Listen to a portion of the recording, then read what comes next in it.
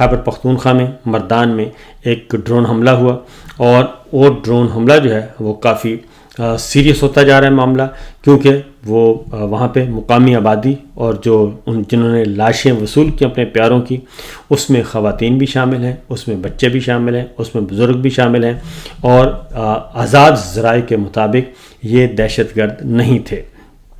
اور اس میں وہاں کے صوبائی حکومت، صوبائی وزیر آ چکے ہیں۔ بیرسٹر سیف نے جو سٹیٹمنٹ دیا تھا اس کی نفی ہو چکی ہے، اس کو خیبر پختونخوا کی کابینہ کے دیگر وزراء جو ہیں وہ ماننے کے لیے تیار نہیں۔ ڈاکٹر امجد خان آئے ہیں، انہوں نے کہا کہ سیکورٹی اداروں نے ہمیں لاشیں نہیں اٹھانے دی تھیں پہلے، اور میں نے ڈی پی او کو کال کی تو اس نے کہا کہ میرے علم ہی نہیں ہے کہ کوئی ایسا حملہ ہوا ہے، اور اس لیے انہوں نے کہا کہ میں نے وزیر اعلیٰ کو بتایا، چیف سیکرٹری کو، ڈی پی او اور ان کو بتایا، اور کمشنر تک رابطے کیے، اور پھر یہ میرے حلقے کے لوگ ہیں، لاشیں اٹھانے دی جائیں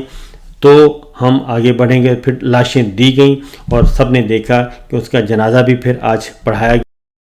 گیا ہے، اور اس میں صوبائی وزیر ڈاکٹر امجد جو ہیں وہ بھی وہاں پہنچے ہوئے تھے، اور اس کے ساتھ ساتھ انہوں نے بیرسٹر سیف کے خبروں کی معلومات کی نفی کر دی۔ انہوں نے کہا جی ان کے پاس بالکل غلط اطلاع ہیں، یہ دہشت گرد نہیں تھے۔